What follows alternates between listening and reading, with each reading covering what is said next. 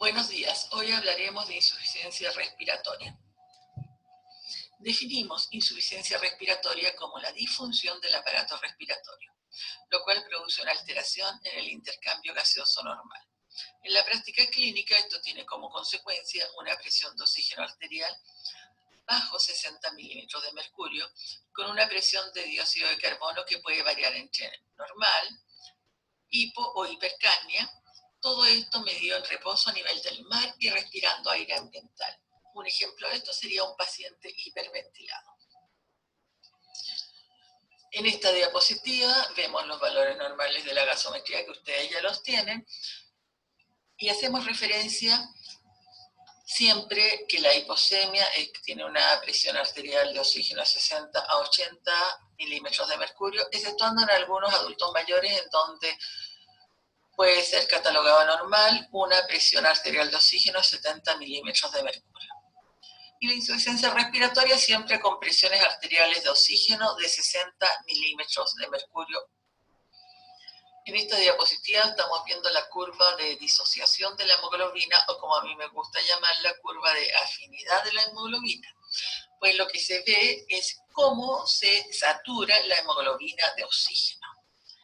Y observamos que el 50% de saturación de la hemoglobina en condiciones normales se da con una presión arterial de oxígeno de 27 milímetros de mercurio. Esto en condiciones normales, pero puede que con aumento de la temperatura o aumento de la presión arterial de dióxido de carbono, o sea, acidosis, se puede dar una liberación más rápida del oxígeno. Y esta curva variaría. Y por otro lado, tenemos hacia el lado izquierdo una captación de oxígeno mayor que se da con una disminución de la temperatura y una alcalosis. Cualquiera de los dos extremos es malo. Recordando eso, vamos a ver esta tabla en donde se ve las comparaciones entre presión arterial de oxígeno y saturación. ¿Cómo se estima la presión arterial de oxígeno a partir de la oximetría de pulso? En la tabla vemos las relaciones que existen entre ambos valores y podemos ver en tono naranja lo que llamamos hiposemia, en donde con valores de 80 milímetros de mercurio o 95% en el caso de la saturación, se comienza ya a hablar de hiposemia. Y cuando tenemos valores de 60 milímetros de mercurio o 90% de saturación, lo que vemos en color rojo, estaríamos hablando de insuficiencia respiratoria. La insuficiencia respiratoria la podemos clasificar de diversas formas. En la diapositiva estamos viendo 4 formas de clasificación, según evolución, según fisiopatología, según gasometría y según severidad determinada por la PAF. En relación a la clasificación por evolución, podemos ver una insuficiencia respiratoria aguda, una insuficiencia respiratoria crónica o una insuficiencia respiratoria crónica agudizada. Hablamos de insuficiencia respiratoria aguda cuando la injuria se establece en minutos u horas. Puede existir un pH anormal, no existen mecanismos compensatorios y es muy mal tolerada. Hablamos de insuficiencia respiratoria crónica cuando la enfermedad se establece en semanas o meses. Existe un pH normal, pues hay una compensación crónica, por ejemplo una policitemia, y por lo tanto es mucho mejor tolerada.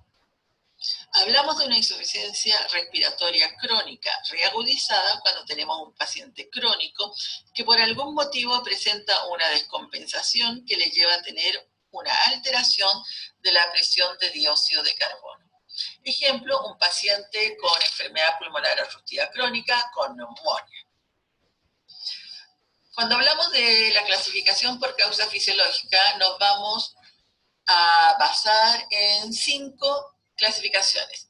La primera, con disminución de la fracción inspiratoria de oxígeno. La segunda, hipoventilación alveolar. La tercera, alteración de la difusión. La cuarta, el efecto Cham. Y la quinta, desequilibrio entre ventilación y perfusión.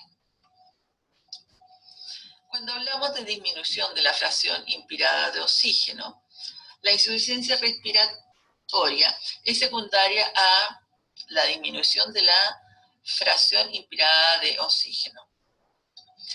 Tiene lugar cuando el aporte de oxígeno disminuye.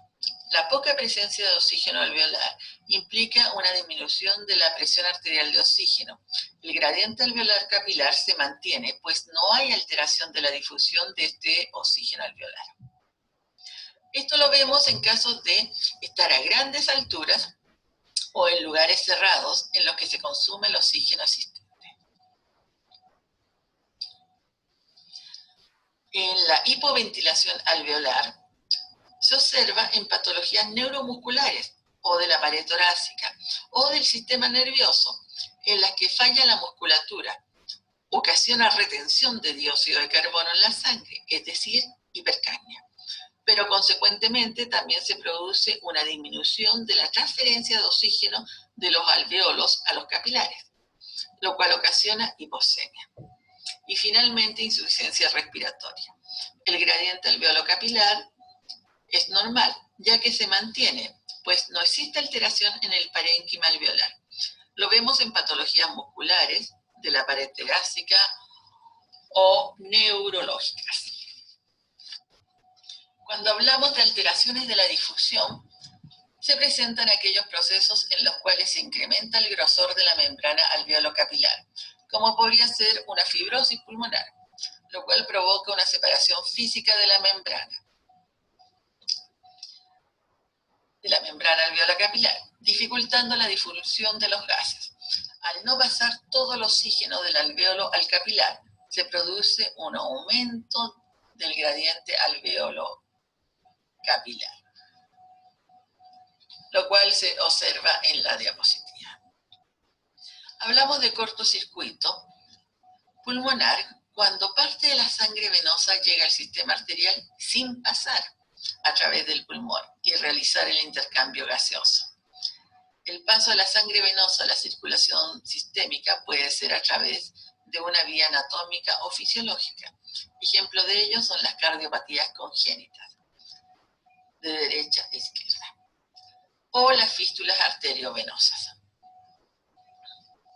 Sin embargo, la situación más frecuente de cortocircuito se produce con las enfermedades pulmonares que alteran el coeficiente ventilación-perfusión regional, con desaparición total o prácticamente total de la ventilación regional, como ocurre en aquellas patologías en las cuales los alveolos se rellenan de sangre, pus, mucosidad o agua, lo cual ocasiona que la sangre que pasa por este alveolo no se oxigena. Obviamente el gradiente alveolo capilar estaría aumentado.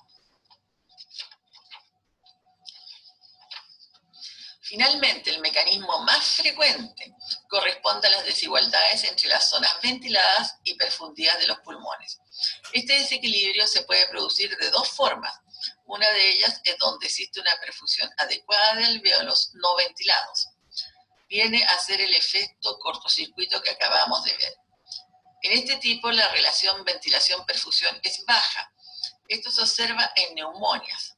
Por ejemplo, aquí estamos viendo un alveolo relleno de mucosidad que no puede ventilar la sangre que está recibiendo. Lo vemos entonces en neumonía o edema pulmonar.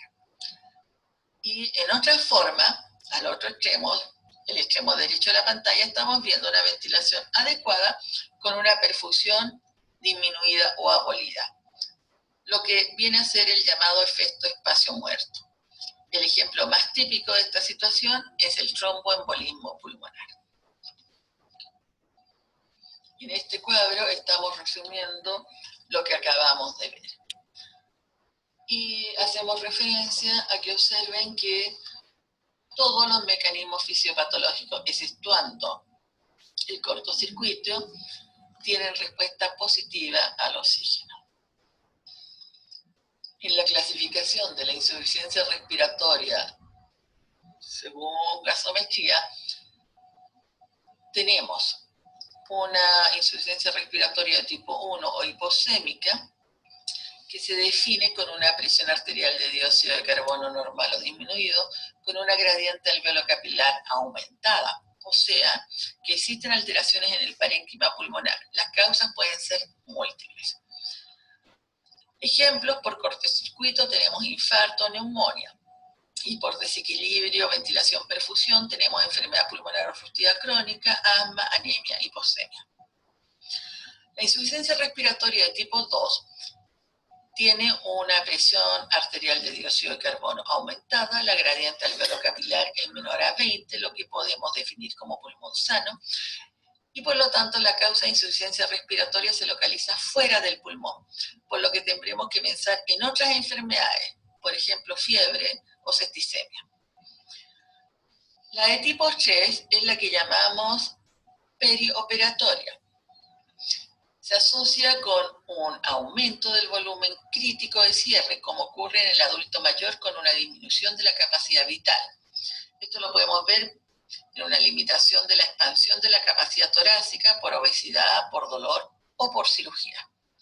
En la de tipo 4 o asociado a estados de hipoperfusión, en los cuales hay disminución en la entrega de oxígeno y disponibilidad de energía a los músculos respiratorios, con un incremento de la extracción tisular de oxígeno. Esto lo vemos en los estados de choque.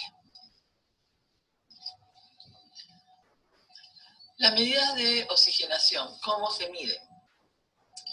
Valga la redundancia. Hay tres formas: por la presión arterial de oxígeno, la saturación de oxígeno y el coeficiente presión arterial de oxígeno y FiO2, lo que llamamos PAFI. ¿Qué es la PAFI? Es uno de los índices de oxigenación más empleados y hace referencia a la relación entre la presión arterial de oxígeno y la fracción inspirada de oxígeno. Cuanto menor es la PAFI, más grave está nuestro paciente. ¿Cómo lo hacemos? Si tenemos, por ejemplo, una presión arterial de oxígeno de 86 y estamos a FiO2 ambiental, 86 lo dividimos por 0,21, lo cual nos da 409, que indica una PAFI normal. Recordando entonces, la insuficiencia respiratoria, podemos ver que existen problemas a nivel pulmones y circulación o a nivel pared torácica, músculos y sistema nervioso. Cuando hay problemas de pulmón y circulación, podemos tener problemas en el intercambio gaseoso con hiposemia, con o sin hipercapnia. Y cuando tenemos problemas en la pared torácica, podemos tener hipoventilación alveolar.